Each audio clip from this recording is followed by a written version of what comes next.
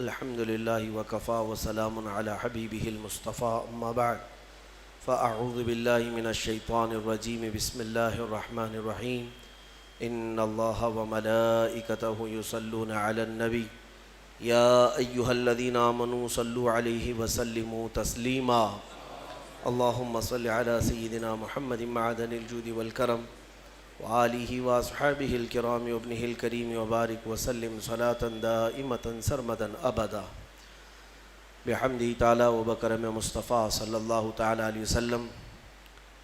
آج کی شب میں قرآن عظیم کے 2/3 حصے یعنی 20 پارے مکمل ہو چکے ہیں۔ قرآن عظیم کا بس 1/3 حصہ تلاوت کرنا رہ گیا۔ رب ذوالجلال اس مکمل حصے کو بھی صحیح تجوید سے تلاوت کرنے اور آپ سب کو رغبت کے ساتھ سننے کی توفیق عطا فرمائے۔ رمضان کے انتظار میں تھے، رمضان آ بھی گیا اور بس چند دنوں کا مہمان رہ گیا۔ آج رمضان المبارک کی 17ویں تاریخ ہے اور یہ ایک بہت ہی عظیم یادگار دن ہے۔ آج کا یہ دن اور آج کی یہ شب ہم اسلام کی پہلی جنگ غزوہ بدر، شہدائے بدر، اصحاب بدر کے نام آج کی ہم یہ محفل کو منسوب کرتے ہیں، اس لیے کہ جو اصحاب بدر رضوان اللہ تعالیٰ علیہ مجمعین ہیں ان کی بڑی فضیلت آئی ہے، قرآن میں ان کا ذکر آیا اور اللہ تبارک و تعالیٰ نے ان کے متعلق فرمایا کہ بدر کے میدان میں بہت تھوڑی سی تعداد میں تم تھے لیکن اللہ نے تمہاری مدد کی۔ وَلَقَدْ نَصَرَكُمُ اللَّهُ بِبَدْرٍ وَأَنْتُمْ أَذِلَّةٌ، تم بہت کم تھے تعداد میں اور اللہ نے تمہاری مدد کی۔ فَلَمْ تَقْتُلُوهُمْ وَلَكِنَّ اللَّهَ قَتَلَهُمْ، اللہ فرماتا ہے جب تم دشمنوں کو مار رہے تھے تو تم نے نہیں قتل کیا، اللہ نے قتل کیا۔ صحابہ کے کام کو اللہ نے اپنا کام قرار دیا۔ وَمَا رَمَيْتَ إِذْ رَمَيْتَ وَلَكِنَّ اللَّهَ رَمَى، اللہ فرماتا ہے جب تم تیر پھینک رہے تھے تو تیر تم نے نہیں اللہ نے چلایا۔ اب اس سے اندازہ کریں کہ صحابہ کے کام کو اللہ نے اپنا کام قرار دیا۔ تو یہ اصحاب بدر رضوان اللہ تعالیٰ علیہ مجمعین کا ذکر خیر باعث برکت ہے اور بہت سارے امور کے لیے یہ اکسیر ہے۔ اصحاب بدر کی ان کے ناموں کی تلاوت برسہ برس سے بزرگان دین کرتے آئے، یہاں تک کہ اولیاء اکرام نے یہ تک لکھا ہے کہ اکثر اولیاء اکرام وہ ہیں جو صرف اصحاب بدر کے ناموں کی تلاوت کرنے کی وجہ سے اللہ نے انہیں ولایت عطا فرمائے، ولایت عطا فرمائی۔ بہرحال آج ہم اس جنگ عظیم کے متعلق تھوڑی سی گفتگو آپ کے سامنے رکھتے ہیں۔ تاریخ دہرائی جاتی رہے گی اور ہم اپنے بچوں میں یہ باتیں اس لیے منتقل کرتے رہیں گے کہ الحمدللہ ہمارا ماضی استقامت سے بھرا ہوا ہے، ثبات سے، نہ ٹلنے والے نوجوانوں سے تاریخ ہماری روشن ہے۔ بس فرق صرف اتنا ہو گیا ہے کہ ہمارا نوجوان اپنے اسلاف اور اپنے بزرگوں کی تاریخ کی بجائے ایسے ویسوں کی تاریخ پڑھنے لگ گیا، جس کے بعد اس کا دل خود ہی کمزور ہو گیا اور بزدلی کا شکار ہونے لگا۔ اللہ کے حبیب صلی اللہ تعالیٰ علیہ وسلم مکہ مکرمہ میں 13 سال تک دعوت و تبلیغ فرماتے رہے، یہ سب کو پتہ ہے۔ جب آپ کی عمر مبارک 40 سال کی ہوئی تو آپ نے اعلان نبوت فرمایا، لوگوں کو جمع کیا اور کہا میں اللہ کا آخری نبی ہوں، تم سب دوسرے معبودان باطل کو چھوڑو اور ایک خدا کی عبادت کرو۔ یہ میرے رسول پاک صلی اللہ علیہ وسلم کی دعوت کی ابتدا تھی۔ لیکن اس دعوت کے ابتدا میں ایسا نہیں ہے کہ مکہ والوں نے ہاتھوں ہاتھ اس دین کو لے لیا ہو، مخالفتیں کی، مذاق اڑایا، تکلیفیں دیں، اذیتیں دیں۔ جو حضور پاک صلی اللہ تعالیٰ علیہ وسلم پر ایمان لاتا اسے بڑی مشقتوں سے گزرنا پڑتا۔ تو یہ جو ایام تھے مکہ کے 13 سال کے بڑی مصیبتوں سے گزرے، یہاں تک کہ کئی دن تک تو اس میں چھپ کر کے تبلیغ کرنی پڑی، اور کچھ صحابہ انہی دنوں میں شہید بھی ہوئے۔ بیچ میں ایک وقت وہ بھی آیا جب رسول کریم صلی اللہ تعالیٰ علیہ وسلم کی عمر مبارک 50 سال کی ہے، نبوت کا یہ 10واں سال ہے اعلان نبوت کا، اور رسول کریم صلی اللہ تعالیٰ علیہ وسلم کا مکمل سوشل بائیکاٹ کر دیا ان لوگوں نے، مکہ والوں نے، سماجی بائیکاٹ، ایسے کہ کوئی حضور سے اور ان کے خاندان سے نہ مل سکتا ہے، نہ سلام کرے گا، نہ کلام، نہ مصافحہ، نہ لین دین، کچھ بھی نہیں کر سکتا۔ پورے خاندانوں نے مل کر کے حضور کا بائیکاٹ کیا، اور نبی اکرم صلی اللہ تعالیٰ علیہ وسلم شعب ابی طالب، ایک گھاٹی ہے، شعب کہتے ہیں ایک علاقے کو پہاڑیوں کے بیچ میں، نبی مکرم صلی اللہ تعالیٰ علیہ وسلم اپنے خاندان سمیت ان گھاٹیوں میں 2 سال کا عرصہ گزارے۔ ان 2 سالوں میں فاقے ایسے آئے کہ پتے کھا کر رہنے پڑے، درخت کے پتے، اور کبھی کبھار چمڑوں کو ابال کر کے کھانا پڑا۔ یہ جو 2 سال گزرے، اب میں آپ کو بتاتا ہوں، مکہ والوں نے خوب اذیتیں دی، مشقتیں، تکلیفیں، ساری چیزیں دی۔ اب میرے آقا صلی اللہ تعالیٰ علیہ وسلم کو حکم ہوا ہجرت کا، 13واں سال تھا نبوت کا، حضور پاک صلی اللہ علیہ وسلم مکہ سے ہجرت کر کے مدینہ تشریف لے گئے۔ توجہ چاہتا ہوں آپ کو، یہ جنگوں کے متعلق جو بہت سارے پروپیگنڈے پھیلائے رہتے ہیں کہ اسلام صرف جنگوں سے پھیلا ہے، ان کے ہاں جہاد ہی جہاد ہے۔ کیوں کیا ہے جنگ اور کیوں ہوئی ہے جنگیں؟ جہاد ہوئے کیوں ہیں؟ میں آپ کو بتاتا ہوں۔ حضور پاک صلی اللہ تعالیٰ علیہ وسلم مکہ چھوڑ کر کے گئے، 13 سال ان کی مصیبتیں برداشت بھی کیا، غلام صحابہ حضور کے مار بھی کھائے، پیٹے گئے، کئی شہید بھی ہوئے۔ اب وطن بھی چھوڑ دیا، اب بچا کیا؟ گھر چھوڑ دیا، وطن چھوڑ دیا، جائیداد چھوڑ دیا، خاندان چھوڑ دیا، اور جو حضور کے چاہنے والے صحابہ تھے انہوں نے بھی مکہ چھوڑ دیا، مدینے چلے گئے۔ اب مدینے کیوں گئے تھے؟ کہ سکون سے رہ سکیں۔ 450 کلومیٹر دور جا چکے میرے آقا صلی اللہ علیہ وسلم مکہ والوں سے، لیکن مکہ والوں کی شرارت تو دیکھیں۔ یہ جتنے کفار و مشرکین ہیں ان کو پیدائشی کیڑے ہوتے ہیں، ایمان والوں کو ستانا ان کے خمیر میں ہوتا ہے۔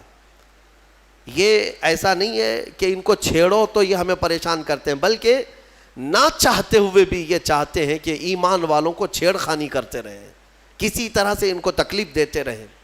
پہلے سے یہ چیز ان کی خمیر میں رہی ہے۔ مکہ کے مشرکین کے پاس اب بیس کیا تھا حضور سے لڑنے کا؟ کوئی چیز تھی؟ حضور تو وطن بھی چھوڑ دیے، اپنا گھر چھوڑ دیا، صحابہ بھی چلے گئے۔ اب مدینے جب میرے آقا صلی اللہ تعالیٰ علیہ وسلم گئے تو وہاں میرے آقا صلی اللہ تعالیٰ علیہ وسلم نے ایک نئی زندگی کی شروعات فرمائی، صحابہ کو لے کر ایک نئی سلطنت کا اسٹیبلشمنٹ ہوا۔ لیکن ایسے نہیں ہے کہ باضابطہ طور پر کوئی بادشاہت ہو، نہیں، بلکہ مسجد بنائی گئی، باضابطہ اسلام کا ایک تبلیغی دور کا نیا آغاز ہوا۔ اب ان ظالموں نے وہاں پر بھی سکون سے رہنے نہیں دیا۔ مکہ کے کفار کیا کرتے؟ ایک ایک جتھا بنا کر کے آتے تھے، ٹولے لے کر کے، اور جب صحابہ کرام مدینے کے کھجوروں کے باغیچے میں کام کر رہے ہوتے تو جا کر کے ان کو مار دیتے یا ان کے درخت جلا دیتے اور پھر بھاگ جاتے تھے مکہ۔ یہ شب خون مارنا اس کو کہتے ہیں۔ کہاں جا کر کے کر رہے تھے؟ مدینے جا کر کر رہے تھے۔ اب مجھے بتاؤ کیڑے کس کے پاس ہیں؟ بہت میں سوچ سمجھ کر کے بات کر رہا ہوں، توجہ چاہتا ہوں۔ ہمیشہ سے مشرکین کی فطرت یہ ہوتی ہے کہ ایمان والوں کو چین و سکون سے رہنے نہ دیا جائے، پھر سارا الزام ان کے اوپر ڈالا جائے بعد میں کہ مسلمان چھیڑتے ہیں، مومنین چھیڑتے ہیں۔ بلکہ ہر جگہ کی تاریخ میں آپ دیکھیں ابتدا چھیڑ خانی کی شیطان ہی کرتا ہے، اور شیطان کی یہ جماعت ہی کرتی ہے۔ صحابہ کرام کو بار بار چھیڑنا۔ اب مجھے بتاؤ جو لوگ سب اپنا وطن چھوڑ کر آئے، گھر بار چھوڑ کر آئے، ایک نئے وطن میں رہ رہے ہیں، تب بھی تم انہیں سکون سے نہیں رہنا دینا چاہتے ہو۔ اب ان کے پاس آپشن کیا ہے؟ بتاؤ ان کے پاس آپشن کیا ہے؟ اب وہ صحابہ اپنے جان مال اور اپنے مدینے کی حفاظت کے لیے لڑیں گے نہیں تو کیا اب بھی پتھر کھاتے بیٹھے رہیں گے؟ صحابہ اکرام رضوان اللہ تعالی علیہ مجمعین کو مدینے جانے کے بعد حکم ہوا وَأَنذِرْ عَشِيرَتَكَ الْأَقْرَبِينَ. اللہ تبارک و تعالیٰ نے اب یہاں پر حکم فرمایا، اے رسول پاک صلی اللہ تعالیٰ علیہ وسلم، آپ اپنے اقربا کو خوف دلائیں، ڈر سنائیں. اور اس کے بعد انہی آیتوں میں اللہ تعالیٰ نے فرمایا کہ اب تم پر جہاد فرض ہو گیا. جہاد کیا ہے؟ اب تم دور آ چکے ہو، تمہارا اپنا وطن ہے، تمہارا اپنا ایک نظام ہے، اس کی حفاظت کے لیے اگر کوئی مدینے پر آئے گا تو تمہیں مدینے کی حفاظت کے لیے کمر بستہ ہونا ہوگا. رسول پاک صلی اللہ تعالیٰ علیہ وسلم کے ساتھ اب کوئی چھیڑ خانی کرتا ہے تو اب صحابہ پر فرض تھا کہ وہ اٹھیں اور حضور کی عزت کی پہرے داری کریں. یہ ہے جہاد. یہ ہے 13 سال جو میرے آقا نے مشقتیں برداشت کیں. کبھی جنگ کیا ان کے ساتھ؟ کبھی تلوار اٹھائی ان کے خلاف؟ نہیں اٹھائی. مدینے جانے کے بعد بھی جب سکون سے رہنے نہیں دینا چاہتے ہو تب پھر جو ہے جہاد کا حکم ہوا. اب میں آپ کو بتاتا ہوں یہ جنگ بدر کیوں ہوئی. مکہ میں ان صحابہ کا سارا مال جو چھوٹ گیا تھا، جائیدادیں وہاں رہ گئی تھیں، یہ سب مال جائیداد لے کر ابو سفیان ملک شام بیچنے جا رہا تھا. قافلہ تجارت کا لے کر، اس میں مکہ والوں کا بھی مال تھا، صحابہ کا بھی تھا. نبی پاک صلی اللہ تعالیٰ علیہ وسلم کے پاس قاصد نے آ کر خبر دی کہ ابو سفیان ملک شام جا رہا ہے. ملک شام جانے کا جو راستہ تھا وہ مدینے کے قریب سے ہو کر گزرتا تھا. حضور پاک صلی اللہ تعالیٰ علیہ وسلم اپنے صحابہ سے فرماتے چلو اس کا راستہ روکو اور جس کا جو مال ہے وہ لے لو.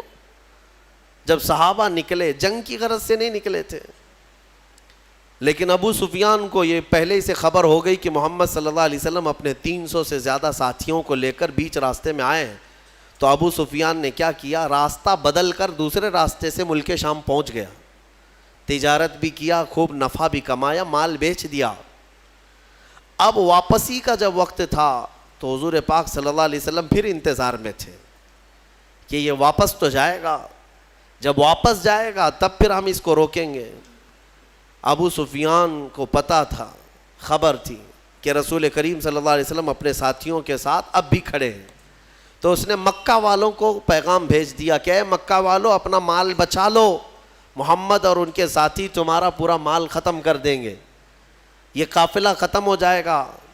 تو مکہ میں کھلبلی مچ گئی کہ ہمارا مال تجارت سب محمد صلی اللہ تعالیٰ علیہ وسلم اور ان کے ساتھی سب لے لیں گے.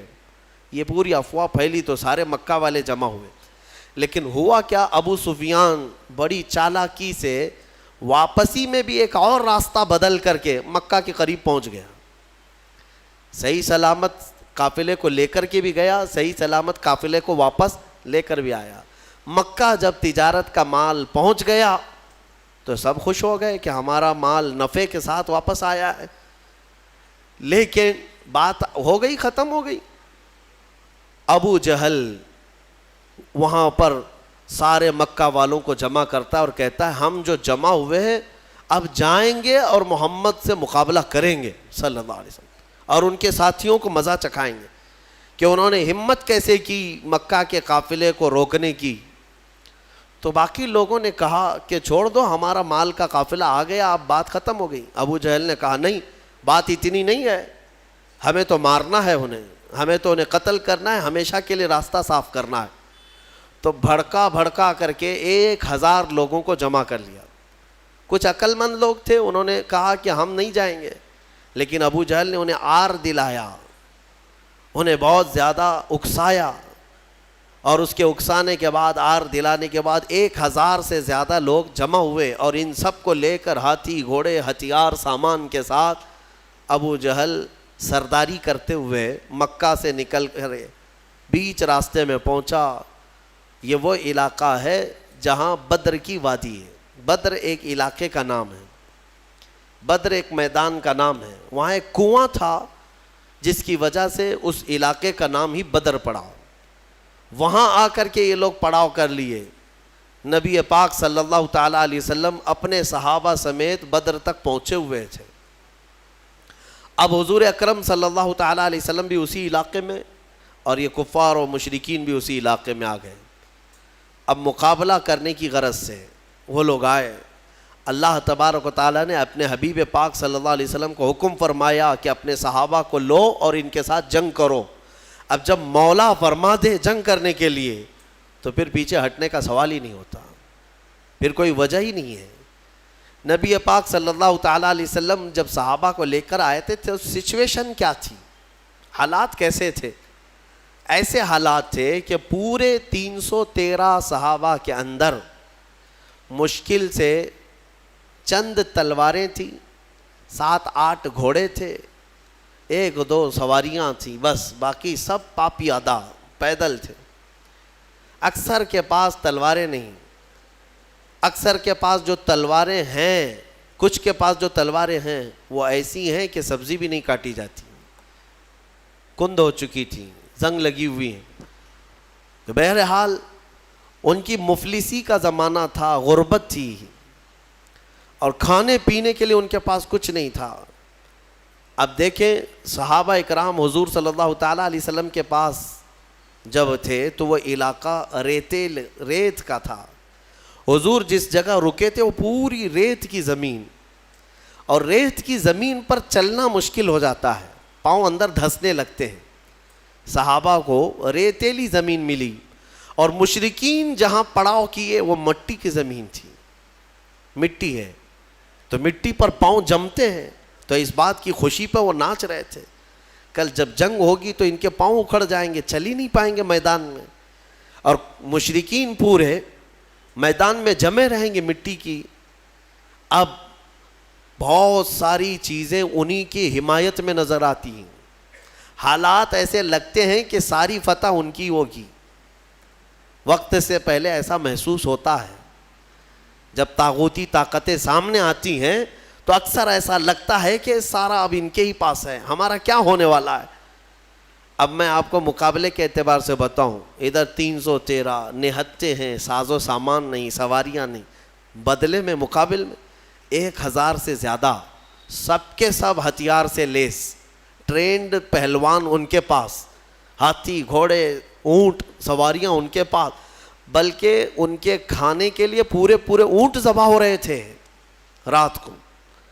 اور جب کھانا ان کا پکتا تھا رات بھر طبلے بجاتے تھے, رقص کرتے تھے, ڈانس کرتے تھے, کیونکہ جیت کا اور فتح کا غرور ایسا تھا, سب کچھ تو ان کے پاس تھا. اب صحابہ جو دیکھ رہے تھے تو انسانی فطرت کا تقاضا ہے نا کہ سامنے بڑی طاقت کو دیکھ کر کے کیا محسوس کریں گے آپ.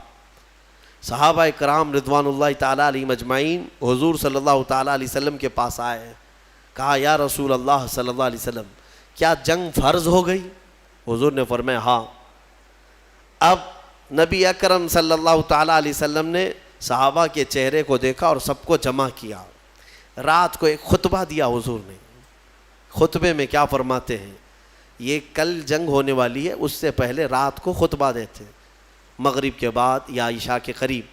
حضور اکرم صلی اللہ علیہ وسلم نے خطبہ دینے کے بعد ارشاد فرمایا, اے میرے صحابہ میں تمہیں اختیار دیتا ہوں, یہاں تک تو تم میرے ساتھ آئے, اب حالات ایسے ہیں کہ دشمن بڑی تعداد میں ہے سامنے, ہتھیاروں سے لیس ہیں, تم میں سے اگر کوئی ابھی رات کو جانا چاہے واپس تو وہ مدینے کے راستے واپس جا سکتا ہے. میں پوچھتا ہوں تمہارا کیا مشورہ ہے اس سلسلے میں. اب وہاں جو صحابہ تھے اس میں حضرت مقداد بن اسود ایک صحابی ہیں, کھڑے ہوتے ہیں, کہتے ہیں یا رسول اللہ صلی اللہ علیہ وسلم ہم بنی اسرائیل نہیں ہیں کہ جیسے موسیٰ علیہ السلام سے ان کی قوم نے کہا تھا اذهب انت وربک فقاتلا انا ہاہنا قاعدون. ایک قوم کے مقابلے میں جانا تھا, موسیٰ علیہ السلام اپنی قوم کو بلا رہے تھے تو ان کی قوم نے کیا کہا تھا, موسیٰ آپ اور آپ کا خدا جائیں, ہم یہاں سے بیٹھ کے دیکھیں گے جنگ کیسی ہوتی ہے. حضرت مقداد کہتے ہیں یا رسول اللہ ہم وہ بنی اسرائیل نہیں ہیں جو اپنے نبی سے کہیں کہ تم اور تمہارا خدا جا کر لڑیں, ہم امت محمدیہ ہیں, ہم آگے بڑھیں گے, اگر آپ کے پسینے کا قطرہ گرے گا ہمارا خون کا قطرہ گرے گا. نبی اکرم صلی اللہ تعالیٰ علیہ وسلم کے بعد صحابہ ایک کے بعد دیگرے کھڑے ہوتے رہے اور پھر کہنے لگے یا رسول اللہ ہمارے ماں باپ، ہمارے اولاد، ہمارے مال و متاع سب آپ پر قربان ہے، یہاں آنے کے بعد پیچھے ہٹنا یہ جوانوں کی شان نہیں ہے۔ صحابہ کے اندر وہ جوش تھا، وہ جذبہ تھا، نہ صحابہ نے کبھی ہتھیاروں کی طرف دیکھا، نہ تلواروں کا دیکھا، نہ ساز و سامان دیکھا، بلکہ صرف دیکھا محمد ہمارے ساتھ ہیں، رسول پاک صلی اللہ علیہ وسلم ہمارے ساتھ۔ اب سنو اللہ کے نبی صلی اللہ تعالیٰ علیہ وسلم نے تسلی کے لیے کیا فرمایا۔ چند صحابہ کو لیا، میدان میں آئے، میدان میں آنے کے بعد معائنہ کیا اور فرمایا چند صحابہ ادھر کھڑے رہیں گے، کچھ ادھر رہیں گے۔ جنگ کی ترتیب میرے آقا بنا رہے تھے، لیکن اسی وقت حضور کے ہاتھ میں ایک لکڑی تھی، آپ نے ایک دائرہ کھینچا اور صحابہ سے کہا کل دیکھنا اس میں ابو جہل گر کے مرے گا، اور ایک لکیر سے دائرہ کھینچا اور کہا یہاں عتبہ مرے گا، اور ایک کھینچا کہا یہاں شیبہ مرے گا، جو بڑے بڑے ان کے پہلوان تھے ان کے نام لے کر لکیر کھینچ دیا حضور نے۔ اب صحابہ کرام جانتے تھے یہ لکیر عام لکیر نہیں ہے، دنیا اور زمین و زمان ٹل سکتے ہیں مگر یہ لکیر بال برابر بھی فرق نہیں کر سکتی۔ حضور پاک صلی اللہ تعالیٰ علیہ وسلم کا یہ فرمان صحابہ کے حوصلے اتنے بلند کر دیا، انہیں پتا تھا اب کل جنگ میں جو بھی ہوگا لیکن اتنا تو طے ہے کہ ابو جہل مرے گا، اتنا تو طے ہے۔ کیوں؟ غیب داں رسول نے ایک رات پہلے ہی بتا دیا ہے، اور وہ بھی لکیر کھینچ کر بتایا۔ اب یہ ایک چیز تھی، صحابہ کا حوصلہ بڑھا۔ جب واپس آئے رات کو، کافی رات ہو چکی تھی، حضور سجدے میں گر گئے اور دعا کرنے لگے۔ دعا میں جو مناجات اپنے رب سے کر رہے تھے وہ الفاظ کیا تھے؟ اللہ کی بارگاہ میں یوں کہتے مولا تیرے یہ بندے، عاجز بندے تیرے دربار میں آئے اور سبوں نے اپنی طاقت اور استطاعت کے مطابق اپنی محنتیں پیش کر دیں، میدان تک آ گئے، اب اگر کل تو انہیں فتح نہیں عطا کرے گا، حضور یہ کہہ رہے اپنے مولا سے، اے رب اگر کل تو انہیں فتح نہیں عطا کرے گا لن تعبد ابدا، پھر قیامت تک تیری عبادت نہیں ہو سکے گی، قیامت تک پھر تیری عبادت نہیں ہو سکے گی۔ یہ شان محبوبی تھی، حضور اکرم صلی اللہ تعالیٰ علیہ وسلم اپنے رب سے گڑ گڑا کر مانگ رہے تھے۔ ابھی دعا سے آپ نے سر اٹھایا، بہت تیز بارش شروع ہو گئی، رات کے وقت بارش شروع ہو گئی۔ بارش ہونے کے بعد حضور نے اکرم صلی اللہ علیہ وسلم کے لبوں پہ مسکراہٹ آئی اور صحابہ سے کہا اللہ کی پہلی مدد آ چکی، اللہ کی پہلی مدد آ چکی۔ صحابہ نے محسوس کیا، کیوں جانتے ہیں؟ اس بارش کا اثر یہ ہے کہ جو ان کی ریتیلی زمین تھی صحابہ کی وہ مضبوط ہو گئی، اور ان کفار کی مٹی والی زمین کیچڑ سے پھسلنے لگ گئی۔ اب ان کے گھوڑے پھسلتے تھے، ان کے پیر پھسلتے تھے۔ اب یہاں صحابہ، ریت میں اگر پانی جم گیا تو ریت مضبوط ہو جاتی، اور یہ ایسی مضبوط ہو گئی کہ اس پر دوڑیں بھاگیں کچھ بھی کریں کچھ فرق نہیں پڑتا، اور ادھر کیچڑ اتنا تھا کہ وہ پیر رکھیں تو پھسل کر گر جائیں۔ تو حضور اکرم صلی اللہ علیہ وسلم نے فرمایا رات کے وقت اللہ کی پہلی مدد آ گئی۔ دوسرا دن آیا، یہ 17واں رمضان المبارک ہے۔ رسول کریم صلی اللہ تعالیٰ علیہ وسلم نے صبح کے وقت صحابہ کی صفوں کو ترتیب دینا شروع فرمایا۔ اس میں 313 صحابہ کرام تھے، وہ بڑے خوش نصیب صحابہ ہیں، اور بلکہ وہ بڑے عظیم المرتبت صحابہ ہیں جو رسول کریم صلی اللہ تعالیٰ علیہ وسلم کے ساتھ سب سے پہلی جنگ میں آئے اور اسلام کا پرچم لہرانا تھا۔ یہ وہ تاریخ ہے جہاں سے شوکت اسلام دوبالا ہو گئی۔ آج سے اسلام کی عزت میں جو روشنی آئی ہے یہ ایک الگ تاریخ ہے، ایک الگ تاریخ۔ اس لیے 17 رمضان المبارک یہ عام تاریخ نہیں ہے، ہاں یہ تاریخ اسلام کی شان و شوکت کو بلند کرنے والی تاریخ ہے۔ صبح صفیں ترتیب دی گئیں، جب صفیں لگیں تو میرے عزیزو حضور پاک صلی اللہ تعالیٰ علیہ وسلم سامنے کھڑے ہیں۔ ان صفوں میں صحابہ میں بچے بھی آئے ہیں، جوان بھی آئے ہیں، بوڑھے بھی آئے ہیں۔ حالانکہ بچوں پر جہاد فرض نہیں ہے، لیکن کچھ صحابہ جو ضد کر کے حضور پاک صلی اللہ تعالیٰ علیہ وسلم کے ساتھ جہاد میں شریک ہوئے تھے، حضرت معاذ اور معوذ رضی اللہ تعالیٰ عنہما، جن کی عمر 13 اور 15 سال کے بیچ کی تھی، یہ بھی صفوں میں کھڑے ہو گئے حضور پاک کے سامنے۔ حضور نے انہیں اجازت دی، ان کے شوق کی وجہ سے، ان کے رونے کی وجہ سے۔ اب جنگ جب شروع ہوئی تو سب سے پہلے حضرت ہوتا کیا تھا، مقابلے میں ایک ادھر سے آتا، ایک ادھر سے آتا، یا 2 ادھر سے آئیں تو 2 ادھر سے، 3 ادھر سے آئیں تو 3 ادھر سے شروعات۔ تو کفار مکہ نے اس طرف سے بڑے ان کے جو پہلوان تھے ان کو بھیجا، اس میں عتبہ تھا، شیبہ تھا اور ایک بڑا کافر پہلوان۔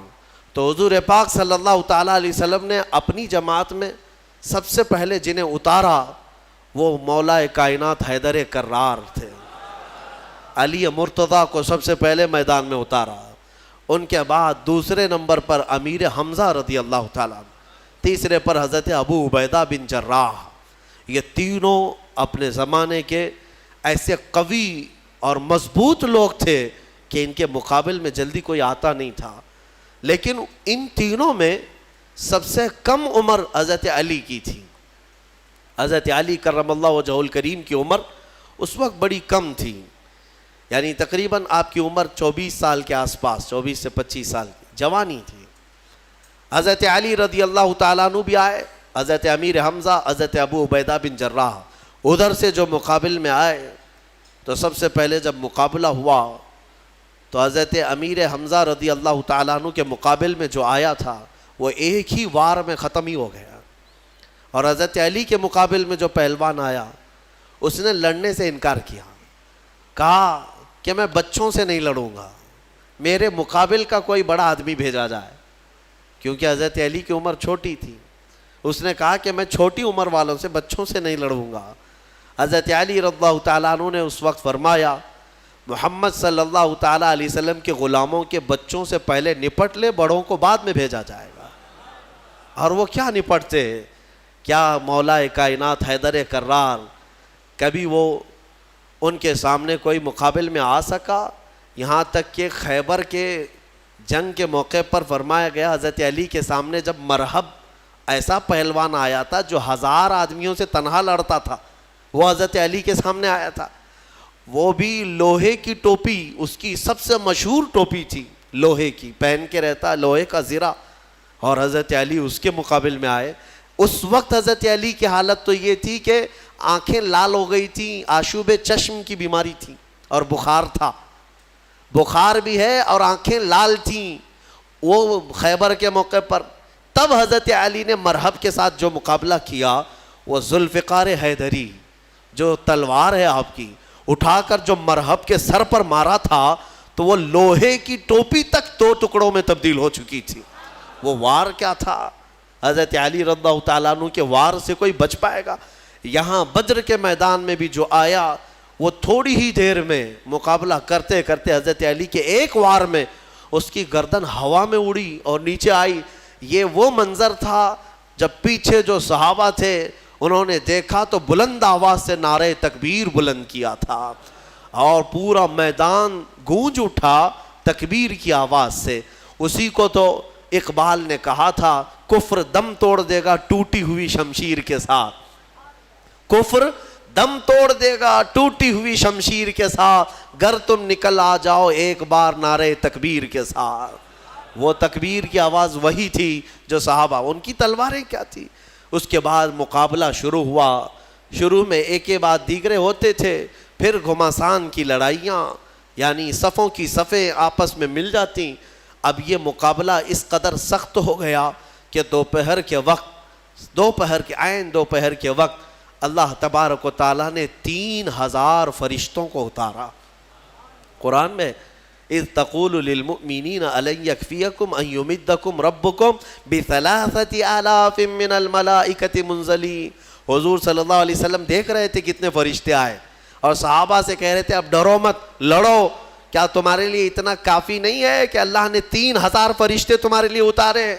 بلا ان تصبروا وتتقوا ويأتوكم من فورهم هذا يمددكم ربكم ب5,000 من الملائکۃ مصومین۔ اللہ فرماتا ہے ہاں کیوں نہیں، جب تم لوگوں نے صبر کیا، استقامت سے کھڑے رہے میدان میں، تو مولا نے اپنی جانب سے مدد کرتے ہوئے 5000 فرشتوں کو اتارا۔ جس وادی میں یہ فرشتے اترے تھے نا، بدر کی وادی میں، جبل ملائکہ، وہاں ایک پہاڑ ہے، وہ پتھر کا پہاڑ، لیکن آج اگر آپ جا کر دیکھیں گے تو پورا ریت کا پہاڑ ہے، آس پاس پورے پتھروں کے پہاڑ، بیچ میں ایک ریت کا پہاڑ ہے، اور وہ بھی ریت ایسی کہ چھنی میں بھی چھانو تو چھن جائے، یعنی رکے گی نہیں، اتنی باریک سافٹ، اور ایسا لگتا ہے جیسے اس کا نقشہ کسی نے بنا کر رکھا ہے، اتنے سالوں سے وہ پہاڑ اسی طرح ہے۔ بتایا جاتا ہے کہ وہ فرشتے اس پر پہاڑ پر اتارے گئے تھے۔ اب 5000 فرشتے جب بدر کے میدان میں آئیں تو کفار و مشرکین کی درگت کیا ہونی ہے۔ میرے عزیزو، یہ جنگ شام تک نہ چلی، بلکہ 70 کافر مارے گئے صحابہ کے ہاتھوں، اور مومنین کے صرف 13 مارے گئے، 13 کی شہادت ہوئی۔ 14ویں ایک صحابی تھے جو زخمی ہو گئے اور راستے میں ان کا انتقال ہوا۔ کل ملا کر کے 14 شہید ہوئے صحابہ 13 جنگ میں، اور ان 13 میں تو 2 بچے ہیں، حضرت معاذ اور معوذ، باقی 11 جوان۔ آپ اندازہ کریں 313 کی جماعت لے کر کے گئے تھے، اور 1000 ادھر سے آئے تھے، پھر بھی 70 ان کے مارے گئے، 70 پکڑے گئے قیدی بن کر کے، اور ادھر صرف 13 میں سے اگر جوانوں کو دیکھا جائے تو 11 صحابہ اکرام کی شہادت ہوئی۔ اور یہ فتح مبین ایسی تھی کہ شام ہونے سے پہلے میرے آقا صلی اللہ تعالیٰ علیہ وسلم میدان میں سجدہ ریز تھے، اور یوں عرض کر رہے تھے کہ مولا تو نے اپنا وعدہ پورا کر دیا، مولا تو نے اپنا وعدہ پورا کر دیا، مومنین جمے رہے۔ میں کہنا اتنا ہی چاہتا ہوں میرے عزیزوں، ایمان والے کبھی اسباب پر بھروسہ نہیں کرتے، خالق اسباب پر بھروسہ کرتے ہیں۔ ہونا یہی چاہیے کہ تم یہ مت دیکھو کہ تمہاری حیثیت کتنی ہے، تمہاری تعداد کتنی ہے۔ اگر ایمان والے ہو تو قرآن کہتا ہے کم من فئۃ قلیلۃ غلبت فئۃ کثیرۃ باذن اللہ۔ اکثر ایسا ہوا ہے کہ چھوٹی جماعتوں کو اللہ بڑی جماعتوں پر بھاری کر دیتا ہے، یہ اس کی قدرت کے فیصلے ہیں۔ ہم نے آج تک تاریخ میں دیکھا ہے مٹھی بھر جماعت کسی کے ناک میں دم کر کے رکھتی ہے، چاہے وہ وقت کا سپر پاور ہی کیوں نہ ہو، کچھ جماعتوں کے سامنے گھٹنے ٹیکنے پر مجبور ہو جاتے ہیں۔ یہ حالات آج تک چلے آ رہے ہیں۔ میرے عزیزوں، اس بدر کی وادی میں، میدان میں جو جنگ ہوئی، صحابہ نے اپنی جاں بازیاں پیش کی، اور بہت ہی بہادری کے ساتھ وہ حضور اکرم صلی اللہ تعالیٰ علیہ وسلم کے ساتھ کھڑے رہے۔ اب میں آپ کو بتاتا ہوں، شام کا وقت ہوا، نبی اکرم صلی اللہ تعالیٰ علیہ وسلم اپنے صحابہ کے ساتھ میدان میں آئے، سارے بھاگ چکے تھے، جو بچے ہوئے تھے ساز و سامان سب چھوڑ کر بھاگے، جتنا لائے تھے مکہ سے کھانے پینے کے لیے سب میدان میں چھوڑ کر مکہ بھاگ گئے۔ 140 تو یہاں رہ گئے نا، باقی سب جان بچا کر بھاگے مکہ کی طرف۔ اب شام کے وقت جب حضور پاک صلی اللہ علیہ وسلم اپنے صحابہ کی لاشیں جمع کی ہے، شہداء کی، انہیں دفن کیا گیا، اب پھر صحابہ کے ساتھ میدان میں آتے ہیں۔ صحابہ کہتے ہیں ہم سب سے پہلے ڈھونڈ رہے تھے کہ ابو جہل کہاں مرا ہے، یا عتبہ شیبہ مرے ہیں یا نہیں مرے ہیں۔ جا کر کے دیکھا تو ابو جہل بھی مرا ہوا پڑا تھا۔ صحابہ کہتے ہیں ہم نے اس کے مرنے کی جگہ دیکھی تو رات کو کھینچی ہوئی وہ لکیر ویسی تھی، ایک بال بھی باہر نہیں گرا تھا، یعنی ایک انگلی بھی اس کی باہر نہیں تھی، اسی گھیرے کے اندر وہ گر کر مرا ہوا تھا۔ تم کیا سمجھتے ہو نبی پاک صلی اللہ تعالیٰ علیہ وسلم کو علم غیب نہیں ہے؟ اللہ تبارک و تعالیٰ نے اپنے رسول کو وہ سارے علوم عطا کیے جو نبی پاک نہیں جانتے، سارے علوم اللہ نے انہیں عطا کر دیے۔ اب عتبہ شیبہ یہ سب مرے ہوئے تھے۔ جنگ بدر میں کچھ ایسے لوگ بھی تھے جن کے بارے میں حضور پاک صلی اللہ تعالیٰ علیہ وسلم نے بلایا، جیسے حضرت بلال کو بلایا، حضرت بلال حبشی کو بلایا، اور ان کا جو آقا جو تکلیفیں دیتا تھا مکہ میں، امیہ، وہ بھی مرا ہوا تھا، وہ بھی گرا ہوا تھا یا زخمی تھا، تو حضرت بلال کو حضور نے فرمایا بلا کر کے، بلال آؤ اپنے آقا کو مار لو۔ جتنا اس نے مکہ میں تمہیں رسیاں ڈال کر کھینچا تھا، سینے پر سل رکھتا تھا، انگارے پہ سلاتا تھا، حضرت بلال حبشی نے اپنے ہاتھوں سے اس کو مارا، امیہ کو۔ وہ دیکھنے کا دن تھا۔ ابو جہل آخر وقت جو کہہ رہا تھا وہ بھی سننے کا وقت تھا۔ ہوا یہ کہ یہ دو چھوٹے بچے حضرت معاذ اور معوذ، یہ دو چھوٹے تھے۔ حضرت عبد الرحمن بن عوف یہ کہتے ہیں میں جنگ بدر میں گزر رہا تھا کہ یہ دونوں بچے آئے میرے پاس، کہنے لگے چچا جان ابو جہل کس کا نام ہے؟ یہ جانتے بھی نہیں تھے کیونکہ وہ مکہ کا ہے اور یہ بچے مدینے سے آئے ہیں۔ عبد الرحمن بن عوف کہتے ہیں میں نے پوچھا بیٹا تم کو کیا کرنا ہے اس کا؟ وہ سردار قریش ہے، وہ پہلوان ہے۔ ان دونوں بچوں نے کہا سنا ہے میرے مصطفیٰ کو گالیاں دیتا ہے، سنا ہے ہمارے آقا کی شان میں وہ گستاخیاں کرتا ہے۔ تو حضرت عبد الرحمن بن عوف کہتے ہیں ان بچوں کا جذبہ دیکھ کر کے میں خوش تھا۔ بات چل رہی تھی، اچانک ابو جہل گھوڑے پر سامنے سے گزر ہی رہا تھا۔ حضرت عبد الرحمن بن عوف کہتے ہیں میں نے بچوں سے کہا وہ دیکھو وہ جو جا رہا ہے یہی ہے ابو جہل شیطان قریش، یہی ہے جو سارے مکہ میں گستاخیاں کرتا ہے۔ ابھی حضرت عبد الرحمن کی بات مکمل بھی نہ ہونے پائی تھی کہ یہ دونوں چیل کی طرح جھپٹ پڑے اور دونوں کے ہاتھوں میں تلواریں تھیں۔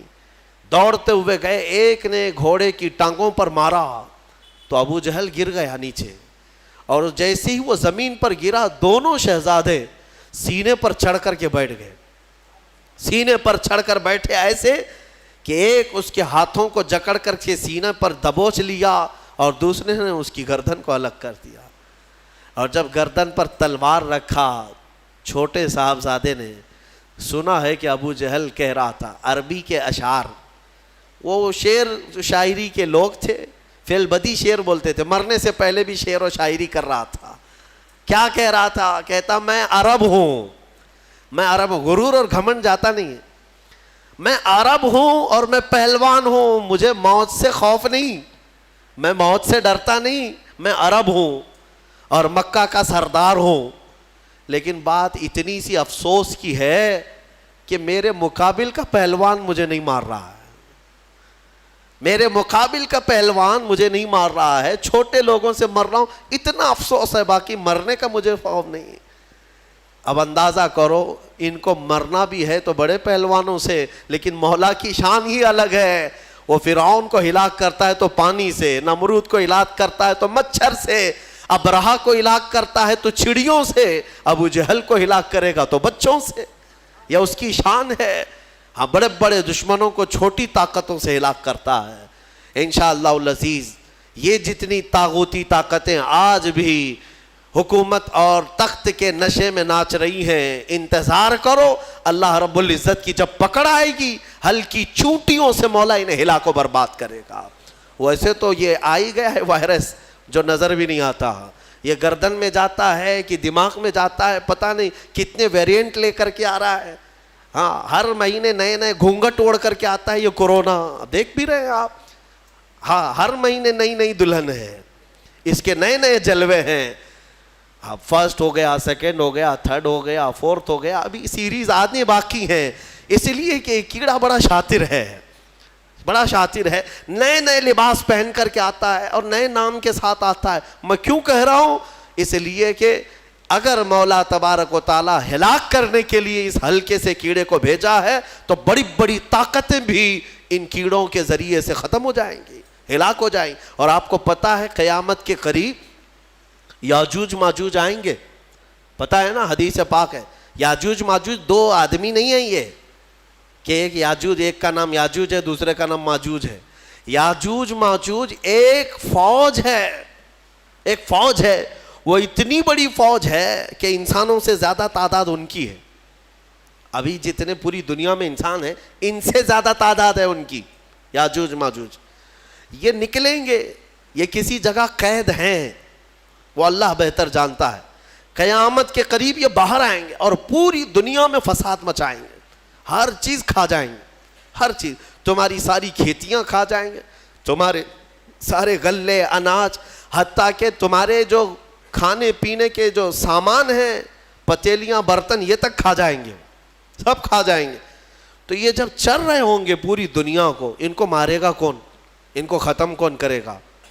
اتنی بڑی فوج ہے، انسان کیا مقابلہ کر پائیں گے ان کا؟ تو پھر حدیث میں یہ ملتا ہے کہ رب تبارک و تعالیٰ ان کی گردن میں کیڑا پیدا کرے گا، ان کی گردن میں کیڑا پیدا کرے گا، بہت چھوٹی قسم کا کیڑا ہوگا، اور یہ کیڑا اتنی تیزی سے پھیلے گا کہ وہ چند ہی ساعتوں میں پوری کی پوری فوج اس کیڑے کے شکار ہو کر مر جائے گی، ختم ہو جائے گی۔ یہ وائرس کا جو آج پھیلنے کا آپ دیکھ رہے ہیں، اس سے زیادہ تیز وہ پھیلے گا۔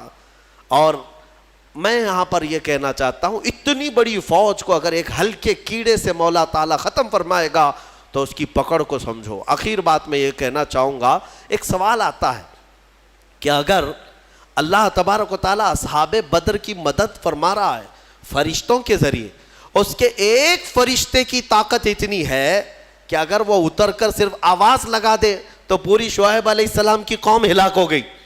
ایک فرشتے نے چیخ مارا تھا، پوری قوم ہلاک ہو گئی۔ تو یہاں 5000 فرشتے کیوں اتارے؟ 5000 فرشتے، ایک فرشتہ بھی اتارتے تو یہ سارے مشرکین کے لیے وہ کافی تھا۔ فرشتوں کی طاقت کا اندازہ کیا ہے آپ کو؟ یہاں پر مفسرین فرماتے ہیں اللہ تبارک و تعالیٰ چاہتا ایک ہی فرشتے سے سب کو ہلاک کرتا، لیکن 3000 یا 5000 یہ جو اتارے ہیں یہ رسول پاک صلی اللہ علیہ وسلم اور صحابہ کی عظمت و شان کے لیے اتارے۔ ہاں، عظمت شان کے لیے اتارے۔ باڈی گارڈ ایک بھی چل سکتا ہے لیکن 10 رکھنا یہ شان کے لیے۔ کچھ لوگوں کے ہاں ہوتا ہے 10 ہیں 15 ہیں، یہ عظمت بتانے کے لیے، شان بلند بتانے کے لیے۔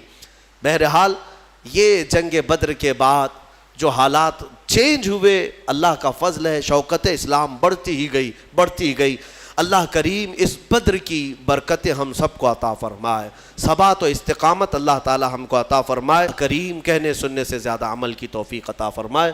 اشرف النبی الاکرم محمد المصطفیٰ صلی اللہ علیہ وسلم وآلہ واصحابہ البدریین الکرام الفاتحہ۔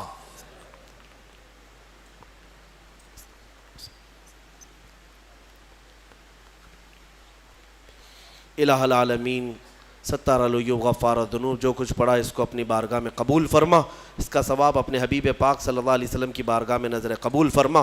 مصطفیٰ کریم صلی اللہ علیہ وسلم کے صدقے و توسل تمام انبیاء، صحابہ، اولیاء، مومنین، مومنات کی روحوں کو نظر کیا قبول فرما، خصوصاً بالخصوص شہدائے بدر، اصحاب بدر رضوان اللہ تعالیٰ علیہ مجمعین کی بارگاہ میں نظر قبول فرما۔ اے رب قدیر، اصحاب بدر کے صدقے ہم پر آئی ہوئی تمام مصیبتوں کو دور فرما دے، ایمان والوں کو عزت و وقار عطا فرما، بدری صحابہ کی استقامت کے جھلکیاں ہمیں زندگیوں میں عطا فرما۔ اصحاب بدر کی صدقے میں مولا ایمان والوں کو قوت حیدری عطا فرما۔ اے اللہ ان کے پاؤں میں استقلال اور ثبات عطا فرما، ہم سب کو بزدلی سے محفوظ فرما۔ ان اللہ و ملائکتہ یصلون علی النبی یا ایھا الذین آمنوا صلوا علیہ وسلموا تسلیما۔ اللہم صل علی سیدنا محمد وآلہ واصحابہ وبارک وسلم، وصلی اللہ تعالی علی خیر خلق محمد وآلہ واصحابہ اجمعین برحمتک یا ارحم الراحمین۔